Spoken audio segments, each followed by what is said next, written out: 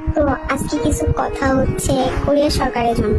BTS, এই BTS এর মাধ্যমে কোরিয়া সরকার প্রতি বছর মিলিয়ন মিলিয়ন ডলার ইনকাম করেছে। এখন নাকি সেই কোরিয়া সরকার দ্বিতীয় বিটিএস খুঁজছে। ব্যাপারটা একটু হাস্যকর না?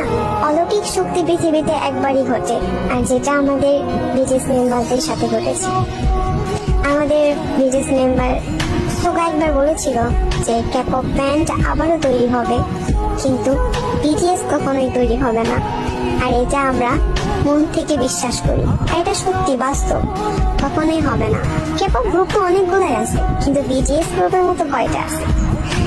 না কখনো ছিল আর না কখনো হবে, কারণ পৃথিবীতে অলৌকিক শক্তি একবারই ঘটে। বিটিএস কোনো ক্যাপপ ব্যান্ড না, এটা একটা প্যানেল যা কোটি কোটি আর্মি নিয়ে গঠিত। বিটিএস আর আর্মিদের মধ্যে যে সম্পর্কটা আছে সেটা কখনোই তৈরি হবে না।